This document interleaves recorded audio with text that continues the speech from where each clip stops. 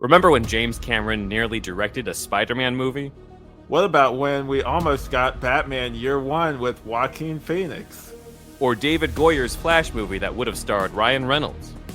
Well, if you want to learn about all the unmade superhero movies, then check out Superhero Stuff You Should Know. Hosted by Ben Wan and Alex Ramsey, every month we cover nostalgic superhero movies with deep dives into unmade scripts, early drafts, deleted scenes, alternate cuts, concept art, novelizations, and tie-in novels. We also interview the people involved in making the superhero films of our childhood, with our past guests including superhero actors, directors, screenwriters, and concept artists. So remember, that's Superhero Stuff You Should Know, or Superhero SYSK on social media. Check us out on YouTube and wherever you get your podcasts. I am your host, Stassi Schroeder. Welcome to Tell Me Lies, the official podcast. What's the most unhinged thing of season 3? Steven, because he's so evil. I do think he is misunderstood. You see everyone face consequences. It's intoxicating. The writers just know how to trick you. There's always a twist in this show. It's nothing you would expect. Tell Me Lies, the official podcast, January 6th, and stream the new season of Tell Me Lies, January 13th on Hulu and Hulu on Disney+.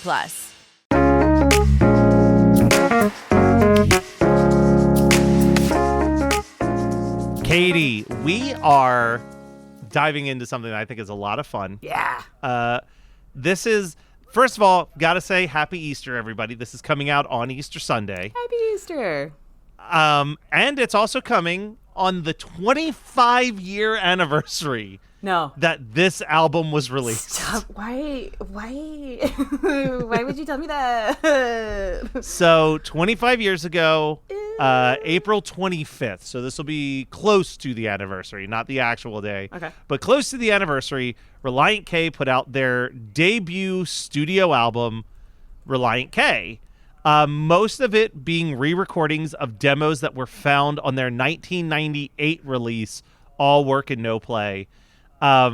This album, the All Work No Play album, we'll probably never cover. It's kind of like, unless you had an ability to download these songs, you've either LimeWire. heard you've either heard the much better recorded versions of these songs, or you've heard like these 3 obscure songs that like were on these.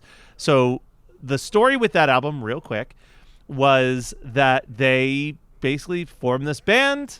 They had a contact with Mark Lee Townsend, who was the producer and multi-instrumentalist for DC Talk. And they utilized that contact to see if he would record this demo for them.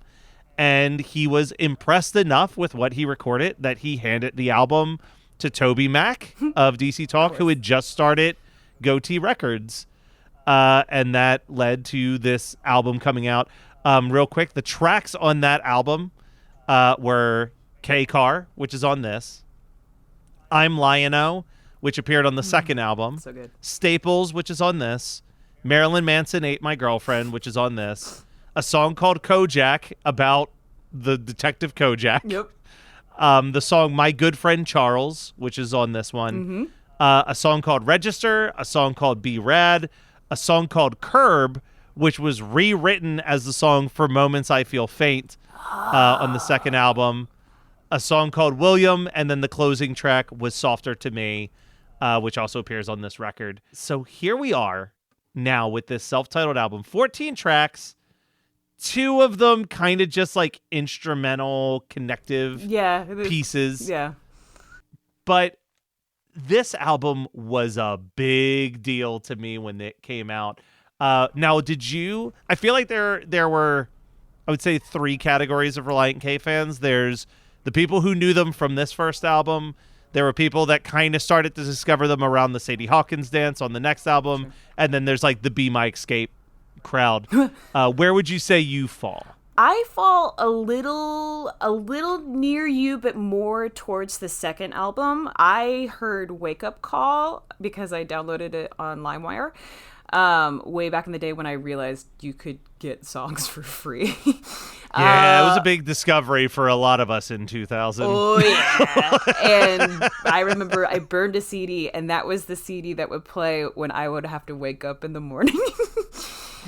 And it was definitely this version. It's not the better recorded version, but yeah, no. And then this is also the album that the only reason why I know the Charles in Charge song.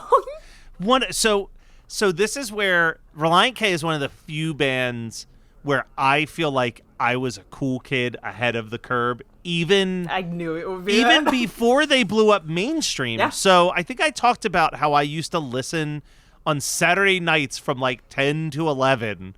The local contemporary Christian radio station would have like an hour block of like teen rock, and it would be like, that's where I'd hear like the Supertones and Five Iron Frenzy and all that. And I remember they played they played My Girlfriend, the Marilyn Manson Ain't My Girlfriend song. They had played on that show, and I was like, this song rules. And they were the opening act for the best Five Iron Frenzy show I've ever attended. Oh, my bad. And when I say that they were like the opening act, they were it was a 5-band bill, and they were the first band to play on that bill because they were that new. That's wild. Their debut hadn't come out yet.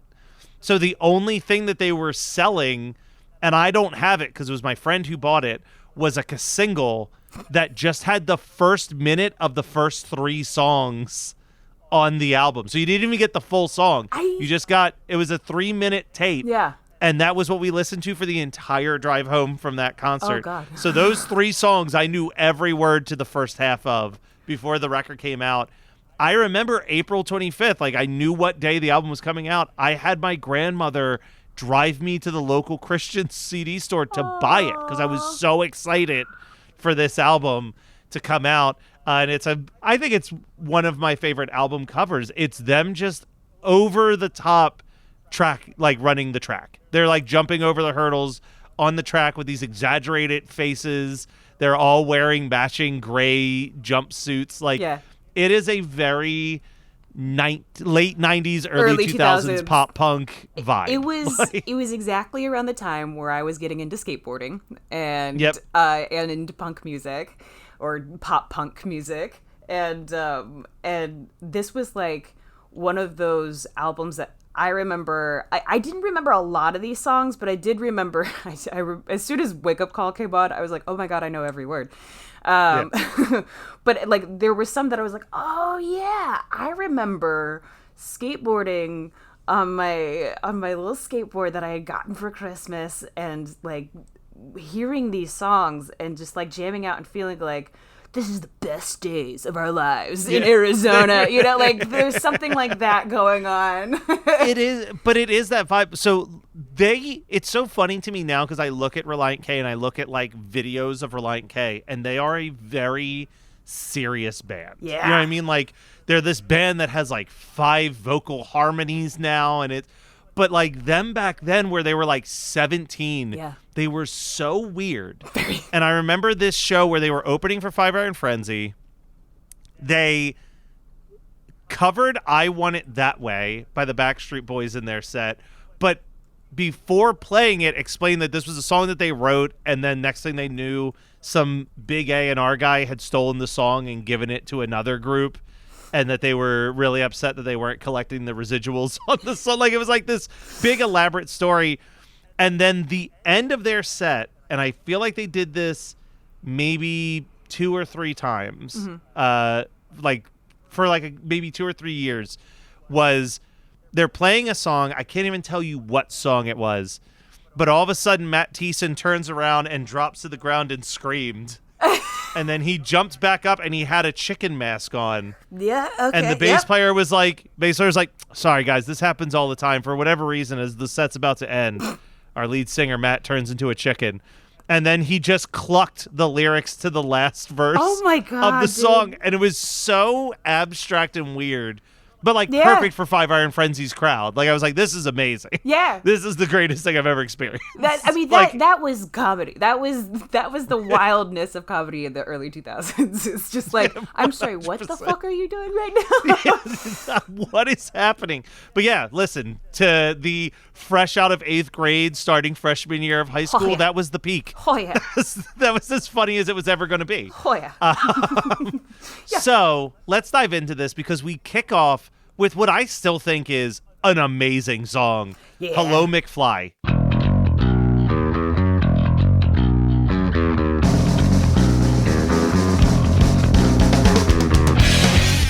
the song about Back to the Future.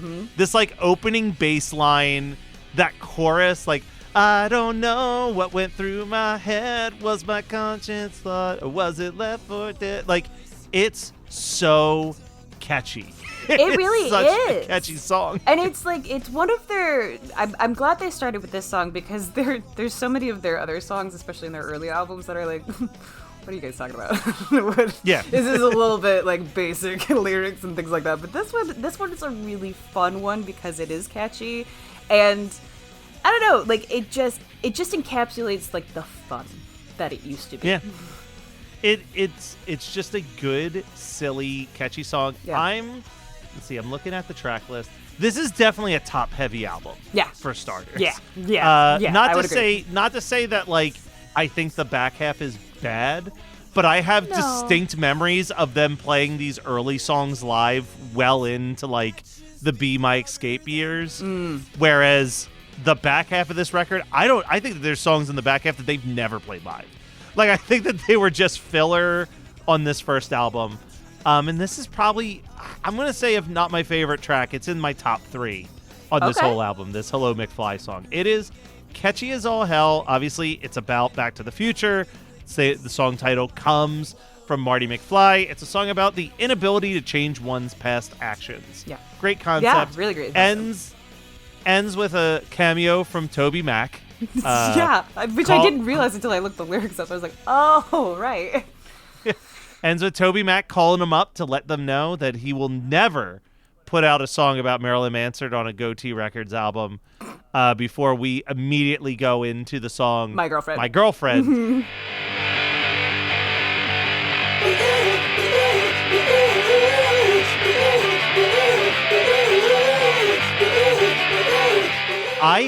I cannot find this shirt. I would definitely not be able to fit into this shirt if I wanted to. But the first Relient K shirt I ever bought was a caricature of the guys from Relient K running as a town's being destroyed by a giant Godzilla Marilyn Manson. Like, this was like, they were pushing this song and that concept so hard at the time. It was awesome. So according to Wikipedia, the most trusted source on the internet, of course, Matt Thiessen said he wrote the song when he was 15 years old. He said he wrote it because a female friend of his that lived roughly 8 hours away in Pennsylvania, that he would talk to things about spiritual matters, would later turn from listening to Christian music into listening to Marilyn Manson and Nine Inch Nails. She totally changed her lifestyle and everything she believed in. That friend later was expelled from school and kicked out of her house and sent to a youth detention center. Thiessen thought that she felt Christianity was stupid and this big hypocrisy, and being young and impressionable, I wrote this little stupid song as my way to deal with feeling confused about everything, on how she was consumed by Marilyn Manson. Although the song caused controversy amongst the Christian music world. Of course they did. Of course. Matt Thiessen stated, some moms didn't want their kids listening to our records, but that's expected. People look for stuff like that sometimes just because they want it to be safe all of the time. Yeah. When asked if the band still played the song, he said, we're kind of tired of playing it. It's a fun song. But, a lot of bands have their cliche one song about a girl or a relationship that went wrong. We don't actually have any of those right now. I think we may in the future. You never know how life goes. That was an interview in 2005 at the Warped Tour. Yeah, like that song started to kind of fade out a little bit. But yeah, I mean, I think the song I think it's fun. It's definitely, it is not shocking to read that this song was written when he was 15. It feels 100%. Like a song by a 15-year-old. Well, and that's kind of what I mean. Like, the lyrics kind of betray their age sometimes. But yeah. I mean, even still though, it was one of those songs that I think I was like, wait, who's Marilyn Manson? Oh, see, I didn't know. I was very early in on the on the Manson the Satanic scene Panic. because my sister was terrified really? of Marilyn Manson, like absolutely scarred. Could not, if his music videos came on, she would run out of the room. Level of fearful. Okay. Towards that man. And I found a lot of joy in how scared she was by him, because I was the older brother. Of course I did. Now, we later learned he's a real piece of trash as a human. Yeah, So and it kind of makes sense. you know. Yeah, all in all, it is what it is. Let's go to the song that I think left the biggest impact on both of us, as you've mentioned, "Wake Up Call." It's 3 p.m. she said. I said you're crazy. She said get out of bed. The verses in this song. It was one of those songs that, like, so I had the headphones on and I was listening to it this morning as I was making tea for work, and and then I was like, oh my god, wow, oh, I feel way more, like, I don't even need a coffee right now, I feel way more awake. I was like, this was like the thing that got me started. And then as soon as he says Jesus is my wake-up call, I was like, oh, that's right, they were way more religious back here. Okay. Oh, the first album is like seeping in religion. But this song has, I remember when we saw them live and they played this song, the line, it's 3 a.m. she said, who are you, Matchbox 20? Like, that was such a big laugh for us. I think what's interesting about this album, and eventually we'll do the next album as well, Anatomy of Tongue in Cheek, like the growth in the songwriting from the self-titled to Anatomy to then we hit the three lefts, or two wrongs don't make a right left, but yep. Two rights don't make a left, but three do. Yeah. It makes sense mathematically. Right. I mean, at that point, it's like, oh, Matt Thiessen might be actually one of the better songwriters in the world and made a career writing songs for other people. Like, he wrote that Firefly song for Owl City that was like the biggest song of 2009. Yes, like, it was, yeah. But he became really good with wordplay. But we are seeing that early 15, 16-year-old version of, like, he does get these cool little turns and phrases in there, but it's not refined yet. And that's why I think this album is still interesting, even though it's easily like the worst album Relient K has put out, just by nature of them being so young while they made it. And it makes sense. You see that blueprint of like, oh, these guys are actually going to be really good. There's a band that just opened for Green Day called the Linda Lindas. Okay. It's an all-female punk band. I think the oldest member is 15. And they're fine. You know what I mean? Like, for now. Yeah. But that's the thing. Like, I've talked to Chris Fafalius about this, and it's like, they're this good at 15. Yeah.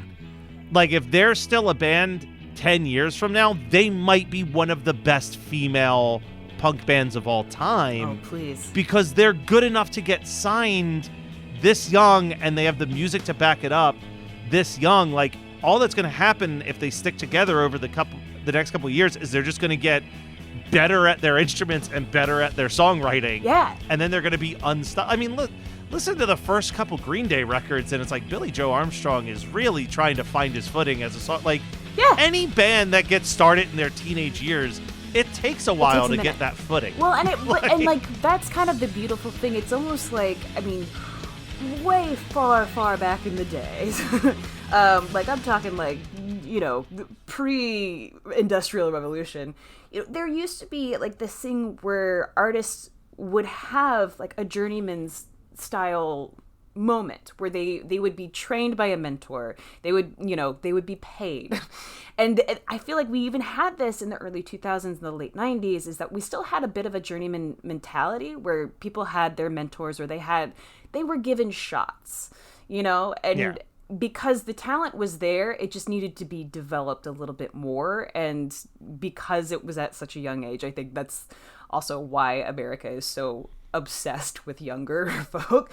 But like when you have the right people to kind of help mentor them into a more longevity of career, then you can see how great and how expansive their career can go. I love that. I'm going to totally check out the Linda Lindas now because I'm excited. But you have to give like a certain amount of grace to folks that are just starting out, especially if they're teenagers. And it was one of those like re-listening to this album and then like re-listening to the lyrics and looking the lyrics up. I was like, okay, yeah, there are nuggets. There are nuggets of really good stuff, but like they just needed a little time and a little maturation. Remember when James Cameron nearly directed a Spider-Man movie? What about when we almost got Batman Year One with Joaquin Phoenix? or David Goyer's Flash movie that would have starred Ryan Reynolds.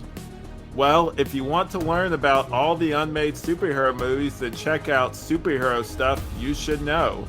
Hosted by Ben Wan and Alex Ramsey, every month we cover nostalgic superhero movies with deep dives into unmade scripts, early drafts, deleted scenes, alternate cuts, concept art, novelizations, and tie-in novels.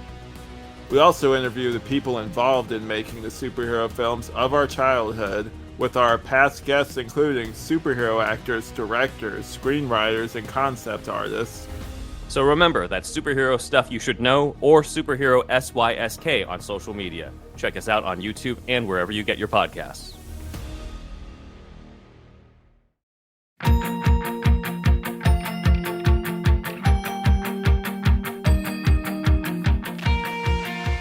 Are you a fan of young adult novels? Have you ever wondered the stories behind the people who wrote your favorite young adult novels? Then join author Eric J. Brown And Alyssa Lube of Netflix's The Circle. every other Tuesday on YAOK. Available on all podcasting apps. Woo!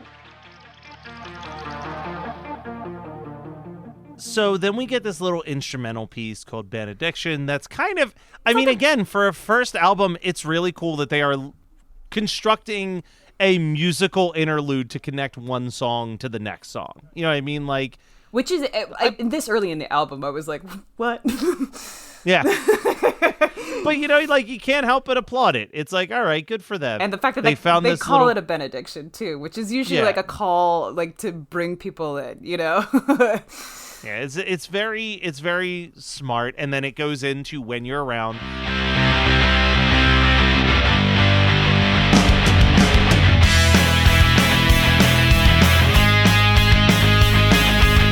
Just like this 2-minute, like, kind of surfy vibe song a little bit. It's a fun one. It's forgettable, but it's fun. Yeah. Looking at some of the lyrics here, nothing really jumped.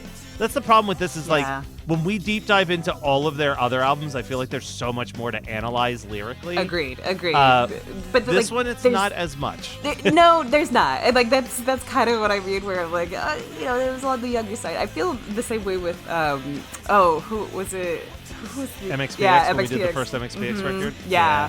It's very similar, where it's just like, okay, I can see where the genius started to start sparking, and then it's not until like the next album or the next couple of albums that you just really get to dive in and like soak up all the like nitty gritties of all of it. But yeah. Well, we're about to dive into my favorite track on this record, I think. Softer to Me.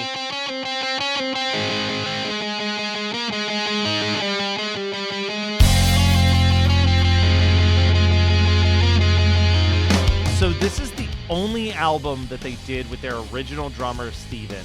Okay. I believe that even after the album came out, he was already replaced with their new drummer, Dave Douglas, who was their... Or, hold on a second, I may have said that wrong. It may have been Douglas Davis, honestly. Okay. Dave Douglas. Okay. I got it right. Oh, nice. Who was their drummer for quite a few years. This song... there's something about, there's just so many elements of this. I think it's some of the better lyrics in their song, in this album. It has this cool, like, very hard rock and then goes into these soft, like, or almost borderline orchestral chorus before it gets heavy again. It's the only song with screaming. It ends with some screaming. It ends with some double bass. Like, it's definitely the heaviest song on the record, But and has like some of the greatest lyrics. I'll grant you that. Like, yeah, the where am I, where are you? There's so much time and little to do. We're busy doing nothing because it's vanity we prize. We don't see nothing because we can't see through your eyes. They're covered with a film. You're blinded by yourself. You're the one to blame, but you pretend it's someone else. And then the second verse, I'm still alive. This much is true. I never lied. Well, I guess I told a few. There's nothing to see because I brought nothing to show. The conversation got too deep. I shrug and tell you I don't know. The world can get so hard. The world can get so cruel. Sometimes I fall apart and feel like I'm a useless tool. Now the choruses or whatever. It's life could you be softer to me. I know it's a selfish plea because Christ sacrificed his flesh on the cross for me, and the world is hard and cruel, and I wish it would be softer to me. yeah. Not in love with the chorus, but the verses, I'm like, the verses in this song are the closest where I'm like, this is what classic Relient K verses are. No, totally. And like you really actually get to see it in this one. But I loved the chorus when I was younger because it was just like, yeah, I want the world to be softer to me too. Oh, I still feel that vibe. Yeah. Like until the bridge, I feel like this album is like one of those classic. It's good till it gets Jesus-y on it. Yeah. Because it feels like, again, it's that teenager writing Christian music thing where it's like, I get it. You feel like you're supposed to. And it feels like you have these authentic songs about like, yeah, life is really tough. And then you're like, oh, well, I got to make it about Jesus. Like, it's like, Yep. And like, they drop that shit real fast when we get to the next. Like, there is no mention of God in, a lot of the songs. Sadie Hawkins dance. Like, it's way more just a fun pop punk album AKA where this is entertaining. Yeah, this is a Christian pop punk album with a capital CHRIST. Yes. Like, I even got Mark to listen to some of it, and he definitely probably mid album was like, I'm gonna go vacuum our bedroom. Yeah. Hey, you know what? This podcast helps you get him to do some like housework. Trust me, he does it all. But we talked about this. We both discovered Charles in Charge's theme song through this album. The next track. This is a fun cover. New boy in the neighborhood lives downstairs and it's understood. He's there just to take a... The co-star of Charles in Charge, who played Buddy, around this time or shortly after this, went on to create and star in a series of videos called Bible Man. No. Really? So I don't know if that was a connective tissue or not, where they're like, how funny is it that one of the guys from Charles in Charge created Bible Man? Let's cover the Charles in Charge theme song. Why? Because Relient K covers like a lot of random songs, but that's a really good connection. I bet. Oh that's yeah, what it no, is. definitely. Bible Man was from 1995 to 2003. Wow. So I would almost bet money if you asked them, did Bible Man have any effect on you deciding to cover Charles in Charge? They'd be like, yeah, we thought it was really funny that Buddy from that show is Bible Man, and then it got us thinking, man, that's a really good theme song. And then like I'm sure that those two are connected in some way. Have to be. Because like, how else do you get the rights? But I guess you don't really need them because it's technically parody or recreation. I mean, they do credit the writers of the original theme song in the album. So like, it is technically a cover, but like with most cases, you can cover anything as long as you just pay for the rights. And I can't imagine that people were banging down the door to cover the Charles in Charge theme song. So it's not, it's not like trying to cover, like, say, in 1998, like deciding you're going to cover My Heart Will Go On. Right, like, I'm sure that there was a pretty price tag on that. But it's like, you want to cover this obscure TV show forgotten reference sitcom from the 70s and early 80s? Like, yeah, go. Like, when was Charles? Okay, so it's 80s. Charles in Charge. That's why you and I don't know anything about Charles in Charge. I mean, what's hilarious is that, so I remember when I was doing a hosting gig, and one of the other hosts was named Charles, and I started singing the Charles in Charge song to him, and I was like, you ever watch that show, man? He's like, no, I'm like 20. What is that? And I was like, I actually don't know, and I don't know how I know this. Yeah, and it's Relient K. You know because of Relient K, because that show ran from 1984 to 1990. Oh my god! So I was alive for 3 of those years it was on. And yeah, I was alive for 5 of the 6 years, but again, I was 5 when it stopped airing. Yeah. Like you're not, no you're world not where I'm watching like, it. no. And I was even if you Sesame are, Street. you're looking at the shapes. Yeah, exactly. But yeah, it's a good little fun, goofy song, and it has this extra verse. Like, the new boy in the neighborhood lives downstairs. It's understood he's there to take good care of me. Like, he's one of the family. Charles in charge of our days and nights. Charles in charge of our wrongs and our rights. And I want to say, I want Charles in charge of me. That's all the actual theme song. Yeah. Then they wrote this extra part of the Charles, I love you till the end, and I love Buddy because he's your best friend. Mm-hmm. Let's go hang out, you, me, and Jesus at your mom's pizza parlor. And maybe you can hook me up with that girl from Baywatch that was on your show. It's just like so teenage mentality. It's so, but like, this is again, like, even the Jesus in your mom's pizza parlor seems so forced, like that they felt like contractually they had to mention Jesus on once. every song. Yeah, at least once on every song. Yeah, no, 100%. Like it's so clunky in there, but like otherwise, did you ever get into a group called Fillmore? Which, if you haven't, I cannot wait for us to dive into Fillmore. Ooh, it's familiar, but I don't think so. So the same show that I saw Relient K play with Five Iron Frenzy, Fillmore was on that lineup. Okay. And Fillmore was like Relient K if they also loved 80s hair metal. So it was like they played pop punk songs, but then they would do like these like 5-minute like epic guitar heavy like thrash rock songs in the middle of their set. The guitarist was stupid talented, but they have so many songs like this where like their big song, this, you may have known this song actually now that I'm thinking about it, because this was like a youth group staple. Probably, yeah. They had a song called Fishy, which was about how there's plenty of fish in the sea. And then the chorus was like, Jesus has a girl for me, she's everything I want her to be. Yes. Now Jesus has a girl for me, and I love her, and she'll love me. Holy shit. Wow. God, you're unlocking parts of my brain that I was like, maybe I drank I saw away. your eyes go so wide because you're like, I cannot believe that I remember this. But their whole album was about girls.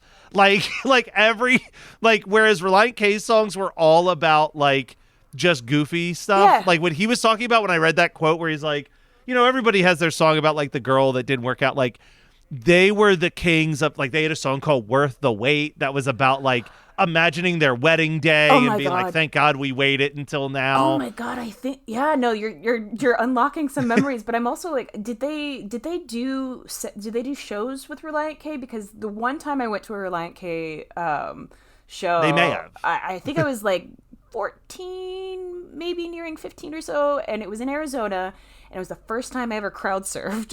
It was like the coolest experience. But I'm like, oh, did they play with them? Like, they may have, because it would have been a very easy to transition. It would either have been them or like Ace Troubleshooter was the other similarly minded pop punk young band that was playing at that time. But yeah, like they had. What was making me think about this was like the girl from Baywatch that's on your show, Lyric. Yeah. Is they had a song. Let me pull up the lyrics for this. There was a song by Fillmore that was a favorite of mine for a really long time, called Dragnet. No clue why this song was called Dragnet. Okay. Honestly. But the lyrics to the song were, how long has it been since I've been on a real date? If this continues, I will never find a mate. Well, I'm not serious, so please don't get me wrong. I just want to date with you. That's why I took the time to write this song. My life's a blast and I'm really having fun, but things get so much better if there's two instead of one. I know God has a plan. His timing's never late. Until he brings a girl along, I guess I'll have to wait. And she can come into my house and sit on my couch. My couch that's made of orange vinyl. I hope you'll stay a while. I like to see you smile. Like it's just like so that. All of their thirsty. songs were about like, yo, so the second Teenage verse. boys. Oh boy. My God. It was so funny. I was listening to Ace Troubleshooter with Barb in the car, and she was like, this is really misogynist. And I was like, yeah, late 90s, early 2000s Christian pop punk had 100%. a real misogyny issue. Even Relient K. Yeah. Like, 100%. we all loved Mood Rings in 2003, but like that song's lyrics have aged like a glass of milk. Poorly.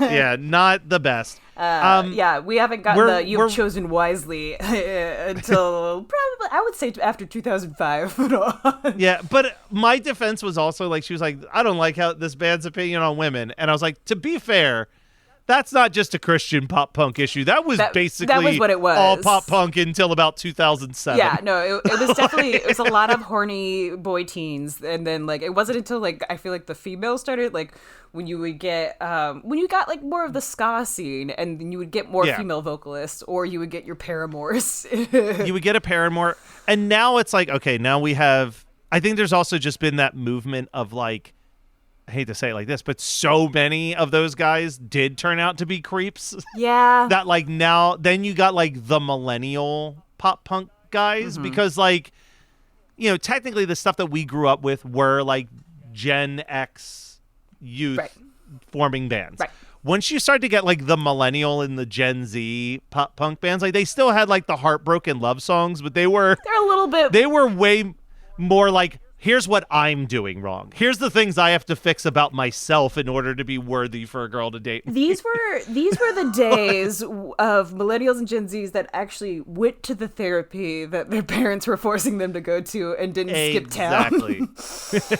Now we get into we'll kind of speed run this back half because, like we said, top heavy album Very top here. heavy, yeah. But I did like the song Staples. Yeah, it was one I Staples wasn't was like a familiar catchy with. song Yeah. for me.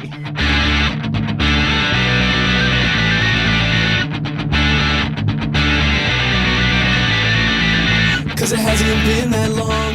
Yeah, but like the Staples in my head lyric for some reason kept popping out at me, and I was like,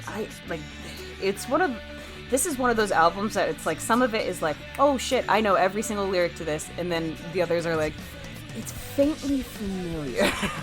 Yeah. Well, it is. It's like one of those, because like Staples, what the hell is the song about? I have no clue. Mm-hmm. But do I still get that, all you could hear was ka-chunk, ka-chunk, ka-chunk? Like, that gets stuck in my head constantly because it's a really catchy piece of the song. But I would say that this is probably the last debatably good, like, pretty good to great song. We get this another quick little instrumental piece called Anchorage. Yeah, that one I was like, well, I don't remember this at all, and it's like 20 seconds worth. I love this factoid. This note on Wikipedia says the song Anchorage is the only Relient K song that begins with a lowercase letter and is the first Relient K song with no vocals. Like, thanks. Okay, cool. Great fact. Then we get into 17 Magazine, which is, more love songs. Yeah.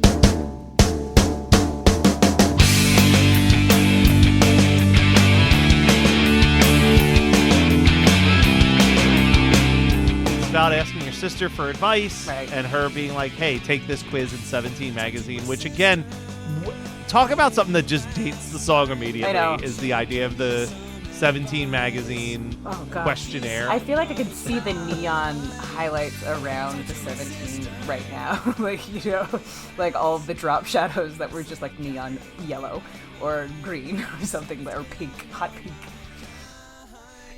This is such a lame song. Yeah, it is. Because it's really that, like, I mean, you get the lyrics where it's like, I know that I've never seen motives so squeaky clean. Like, it's just like, I'm a good Christian boy. I'm a good little Christian boy. I enjoy the good kids, and I'm right for the right woman. Yeah, but I do think, like, for a pop punk song, the lyric "My 17 Magazine tells me that you're in love," like, that is a cool motif. That is the extent of my compliments to the song 17 Magazine. That's fair. That's fair. I'm like, oh, that's a cute little, like, yeah, sure. Like, that's something that someone would say. Then we move into Balloon Ride.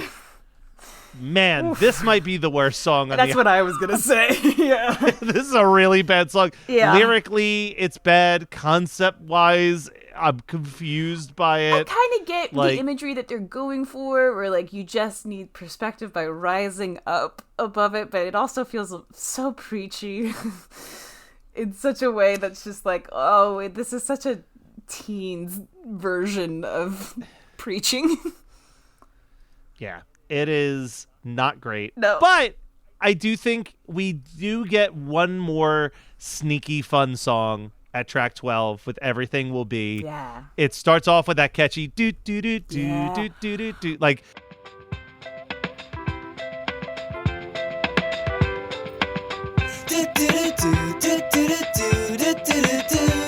oh, that's super catchy the one. doo-doos. That's the one that's Like, stuck in my head all the time. That the doo-doo-doos, yeah. and just that everything will be just fine. Like, Yeah.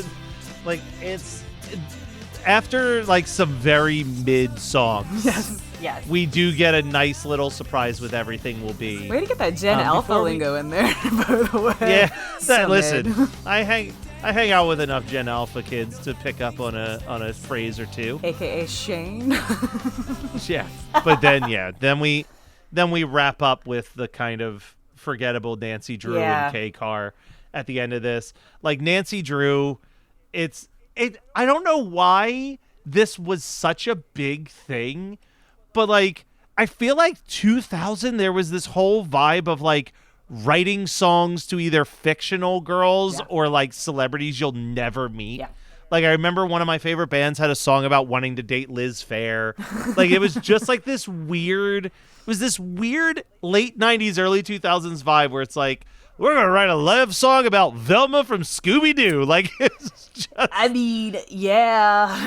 And I mean, I feel like this was like their preamble before they started covering Scooby-Doo's theme song. But yeah, you know what I mean? Like, it's just that vibe of like, yeah, sure, totally. I'm just like, Nancy Drew, it's a I love you. track. Yes, I do. Boy, is it. And then K-Car, I mean, it's noteworthy because it's where they got their name. Right. And it's a song about the Relient K. It's fine. Yeah, but it's like 11 minutes long, right? Well, it's it's like 3 minutes long with way too many hidden tracks, and neither of them are memorable hidden tracks. They're just odd and like very off-brand, even for where they end up becoming. Probably the most frustrating thing to deal with when you're dealing with Mexican nationals. You've always made us read it over and over, but I won't make you do that.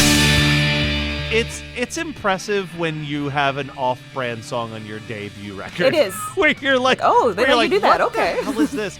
Listen, I am a big fan of a good hidden track. Same. And I will say that Relient K, pretty much across the board, kind of bad at their hidden tracks. Not sure if you remember. I don't remember all like of them. Later hidden tracks. So Anatomy of Tongue in Cheek has the hidden track Skittles and Combos, which is just like a piano ballad begging him begging fans to throw Skittles and Combos on stage when he plays because he's hungry. And then the strangest was on the third album was a hidden track that was a rap song about silly shoes. That's right. And I remember being like, oh, is this like a tribute to the Hairbrush song from VeggieTales? Like, yeah, I was like, what is happening here? Well, but that's the other thing is like, we'll get into this as we dive into a couple other things. Every once in a while, there would be a Christian band, though, where it's like, oh, this reference is fucking wild. Deep. So like the W's have a hidden track on their first album that is a tribute to Five Iron Frenzy in the style of Wesley Willis. What the which is like such an obscure reference to pull from that like Wesley Willis was like not music they would be playing for you at church because he cursed all the time. Do you even know who Wesley? Yeah, you know Wesley Willis. No, I don't. I feel like I heard about him, and that's why like it's so, like, there's a version of like music that like I wasn't allowed to listen to, so I heard about it through friends. And so Wesley Willis is it's not a recommend.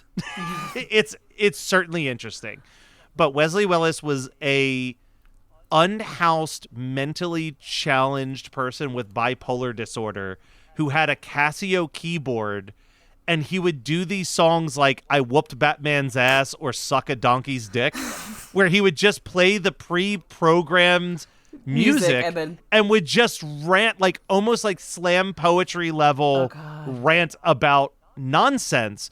But he was like a favorite of like Kurt Cobain and Eddie Vedder. So like in the late 90s, he became really famous, but his catchphrase at the end of every one of his songs was he would say, rock over London, rock over Chicago, and then just name a random brand in their tagline. And like, beyond the fact that this Five Iron Frenzy song, they are doing it with a Casio keyboard. They're doing it in the Wesley Willis voice. He's like using Wesley Willis isms. At the end of the song, he says, rock over London, rock over Chicago. And then like the tagline for the record label that he's on. Like, it's like, oh, this is a deep cut reference that most of the kids who are listening to these bands have no clue exists. No clue. No clue. It's one of those that like you need a breakdown like this podcast to figure out what the hell. But I remember I knew Wesley Willis because I was like, before I got into Christian music, I was just into anything obscure in 90s. Yeah. So when I heard that, I'm like, no way. No. I'll say like Wesley Willis is one of those like one and done type things. Like you listen to one song, you're like, this is really funny, and then you get the vibe, right? Because it's like 100 songs that are exactly the same. Not quite the gamut of Yankovic, I guess. No, but because again, there's only so many preset beats on a Casio keyboard. Right. Right. Yeah. No, there's a limit. Yeah, but I think his biggest hit was Rock and Roll McDonald's. Like, it's just like he just was it was a weird reference point. Relient K isn't quite there on their hidden. I'm glad that they stopped doing hidden tracks by the time they got to now not their skill set. Now that I'm like realizing, I'm like, oh yeah, because I knew they had a bunch of hidden tracks, and when I was playing this, I was like, oh right, this was one of their hidden track songs, and then I was like, oh right, this is why I never really listened to it. Yeah, I'll tell you, my favorite hidden track ever is actually 5 Iron Frenzy, which is their live album, which I don't know if we'll do that as a 5 Iron February or if we'll do that as like a separate thing. But their live album, again, just with the comedic brilliance that was them, they recorded 8 shows to compile their first live album. And then the hidden track was 10 minutes of every time they fucked up one of the songs during those recordings, just like one after another, just like someone getting the lyrics wrong, like the guitar getting out of, like it was just How much cussing? Here's all of the no cursing, Really? no cursing, but it is like it's really, really funny in that sense. Like they say it up front, they're like, we recorded 8 shows for this and we're not a particularly talented band, so we're not good at what we do. And here's 10 minutes of examples of why you should be ashamed to listen to us because we're not that good. I love that. That's amazing. Like one of my favorites was that somehow, and I don't know how this happened, and they say we're like, we don't know how this happened. They're starting. This was the start of the set. The horns think that they're starting with one song, and the bass guitar and drums think they're starting on a totally different song. So it's just this cacophony of 2 different songs starting notes playing all at once. And then you even hear the lead singer just go, what happened? like it's like completely just like, how does that even happen? Do you have like, how do you have a different set list in front of you than the rest of us have? Like what happened just now? But it's so fun. real, and it's so humanizing, and that's what I appreciate the most about that band. Oh, for sure. Well, Katie, we don't know what we're going to talk about next week. We're going to figure it out. So we'll figure it out, but hopefully the listeners will know next week. So yes, stay tuned. Yeah, I'm hoping we got a certain specific guest coming in. I'm very excited to talk about some stuff with, because listen, we got a couple guests on the back burner, so I'm excited for whatever happens. And pray Katie, for us. Yeah, pray for us. And Katie, happy Easter, my friend. Happy Easter, Matt Kelly.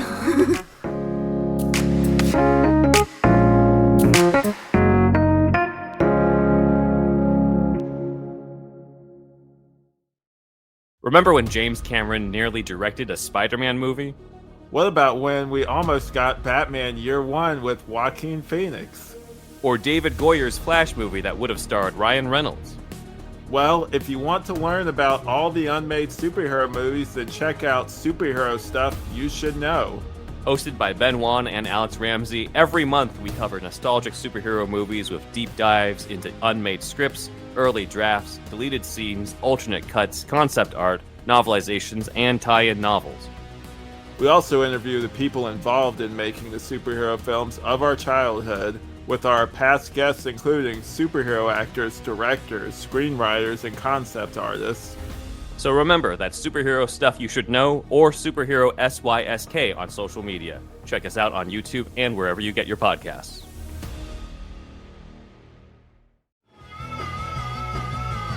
You're listening to the Geekscape Network.